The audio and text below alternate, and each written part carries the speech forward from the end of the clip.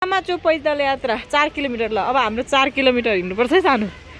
सबैजना हिँड्ने हुनुहुन्छ यहाँ हैन अब हाम्रो आजको हाइकिङ हैन सानो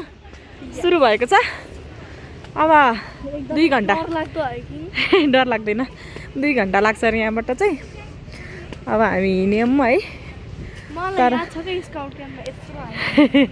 यहाँ अल्छी के हिँड्न गाह्रो मान्ने चाहिँ यहाँ हुनुहुन्छ कसरी अब पुग्नुहुन्छ कि हुन्न अरू सबैजना सुई हिँड्नुहुन्छ हाम्रो सानोको चाहिँ भर छैन त्यही पनि अब हिँड्यौँ गाइज मेरो पनि खिच्यौँ नानी आऊ मेरो पनि खिच्यौँ न यार म आफै खिच्नु ल भयो भयो भयो भयो ल भयो त्यसो गरिदिनु उकालै रहेछ त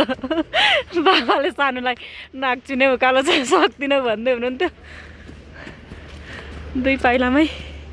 स्यास्या बनाउँदो रहेछ काका त्यो हेलमेट चाहिँ नबोके भए हुन्थ्यो कि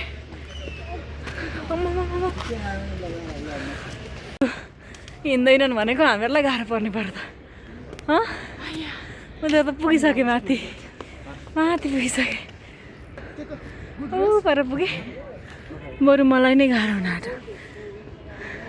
हेर नि त्यहाँ सबभन्दा धेरै हिँड्छु भन्ने मान्छेको हालत हेर्नु है त्यहाँ अग्रु सबभन्दा छिटो म भन्ने मान्छेको हालत हेर नि त्यहाँ काकाको गाइज हामी 10 मिनट मात्रै हिँड्दैछौँ पानी पानी पानी पिउन अलिकति 1300 छोडेर ठाडो बाटो छिटो सर्टकट हिँडे आएर त सम्पू अलिक बिस्तारै तिम्रो चिप्लो खा त यताबाट म चाहिँ रह्यो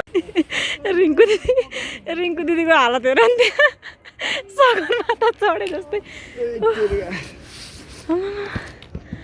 गाह्रो माथि पुग्नु पनि हजुरबा र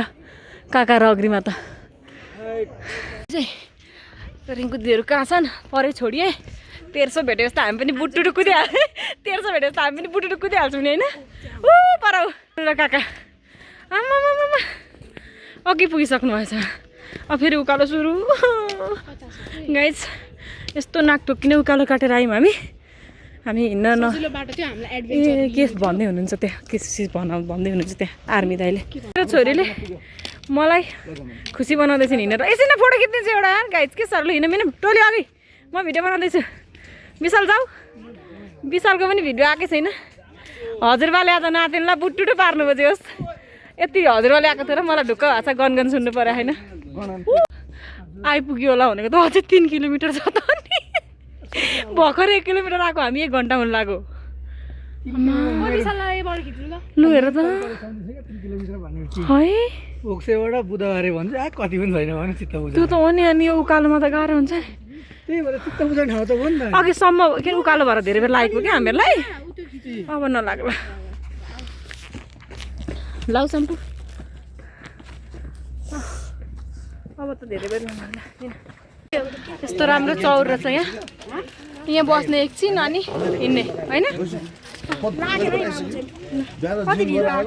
अनि हिँड्नै सकिनँ हेर्नु यहाँ कहाँ आपतकालीनको लागि सम्पर्क नम्बर पहिले मकै खाऊँ न मकै बिस्कुट खाना हुँदैन ला विशाल टिपा टिपा खै म चाहिँ मकै खान्छु बाइकमा आएको यताबाट आउनु छ भाइ पुग्यो अघि पुगेछन् अघि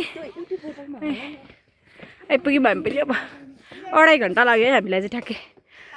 हामी 10 बजी हिँडेको 12:30मा आइपुग्यौँ खान थालिसक्यो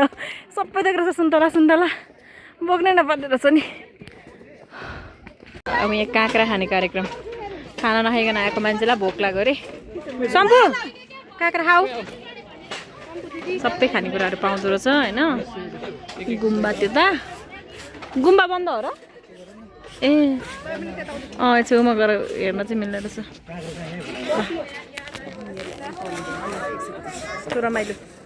आमा वा तल देखिँदो रहेछ हेर्नु त्यो घरहरू होइन त काठमाडौँ सहरमा हेर त यस्तो मिठो चिज चाहिँ यहाँ आएर खाना लेखेको रहेछ नि त मेवा दिदीले बोकेर लिएर आइदियोस् सानोलाई फेरि मन पर्दैन मेवा गुम्बा घुम्दैछौँ हामी गुम्बा बन्द छैन रहेछ त बन्द भने होइन र वाउ आउन्जेल मात्रै गाह्रो हुने क्या विशाल आइसकेपछि त रमाइलो हुन्छ होइन आन्टी खिच्नु न फोटो ल कस्तो रमाइलो देखेको क्या कस्तो राम्रो देखिने हेर त ए बाटो यताबाट रहेछ है यहाँबाट बाटो रहेछ बाइक आउने हामी चाहिँ हिँड्दै हिँड्दै नभनौँ नि त्यसो रमाइलो कहाँ गई हाम्रो केटी चाहिँ कहाँ पुगी उहाँ गई चाहिँ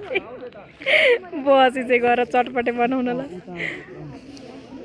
हेर हाम्रा एक ग्रुप हिँडेका हेर न यहाँ हिँडेका त्यत्रो उकालो चढेर आयो ओह्रालोमा हिँड्न डराउँछन् भाइ अब चाहिँ यहाँ चटपटे बन्दैछ हाम्रो ठुल्ठुलोले चटपटे बनाउँदै हुनुहुन्छ होइन सबै त्यो काटेर घरबाट ल्याएको छ अब यहाँ खाने मात्रै के भएन नि ठिक छ नि गलियो त नानी बाबाले यतिकै हामीलाई डिस्करेज गर्नुभएको रहेछ है अन्नै अग्रिमा छुट्याएर सुत्या दिनभरि भाटबटे नि त लान्छु भन्नुभएको थियो त्यही पनि बोतल किन्न मात्रै सम्पु अब मेरो कपाल खोलौँ क्या टुल्की देखे जस्तो लागिरहेको ए माथिदेखि बाँच्छु भन्दै थियो यसका पट्टाहरू छन् रिङ्कु दिदीले ल्याएको यो सानोको लागि होइन सानै छ त्यसपछि यो हजुरबाको लागि यतिको ठिकै छ सम्पदाको लागि सबभन्दा ठुलो चाहिँ विशालको लागि अब त्यो सगनलाई चाहिँ चाउचाउको खोलमा बोतल काट्दा त हुन्छ त नि सगन त्यो मुनिपट्टि रिङ्कु दिदी र म चाहिँ यही प्लास्टिकबाट हान्ने होइन सगनको लागि त्यो के भयो सम्पदा तिमी किन निराश किन दुखी छौ तिमी आज छैन ल अलि नजिक आइज दिदा केटाहरू बदाम छोडाएर दिन थालेछ बदाम खान थाले बदाम खानु नि के त घाँस खाइरह होला काका चाहिँ बदाम खानु नि के त सिनको खाइरह बदाम खानु नि किन नङ टोकिर बदाम खानु नि के उभिरा कसैले बनाइदिँदैन नि आफै बनाउनु पर्ने त फर्किँदैछौँ गाइज अब माथि गएर चिया खाने अनि त खाँदैनस् मिल्टी म नि खाइदिन्छु आज जस्तो के होस् रमाइलो छ जस घामै लागेन क्या तर घाम लाग्नु पर्थ्यो क्या है आज घाम लागेको भए चाहिँ रमाइलो हुन्थ्यो चढेर माथि गएर फोटो खिच्ने हो अब यस्तो चढेर ठाउँ चाहिँ यसलाई के भन्छ नानीहरूलाई भ्यू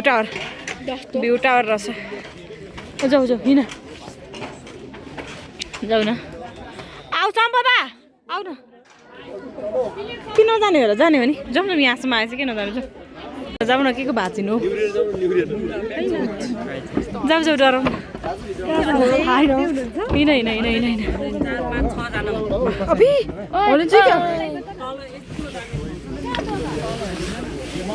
ल केही हुँदैन कहाँ भाँचिन्छ भनेर दिएँ फेरि वा कस्तो राम्रो देखेको खोइ सम्पदाहरू खोइ कस्तो डर लाग्यो कि हेर्दा यत्रो 2.5 घन्टा हिँडेर तिमीहरू आएको ताप्नु आएको हो जाउँ सबैजना मिलेर एउटा फोटो खिचौँ अनि जाउँ हो जाऊ हिँड गाइज हिँड खोइ मेरो छोरी सानो ल अघि तल पुगिसकेछ फाइनल्ली फर्कियो आमा ओह्रालो झर्नु भन्नुमा त्यो झन् धेरै खुट्टा दुख्दो रहेछ आजको भिडियो अब यहीँ अन्त्य गरौँ होला सानो बाई बाई मेरो भ्लगको अन्त्य गरेको अब मैले गाइज सबैजनालाई बाई अब अर्को हाइकिङमा भेटौँला फेरि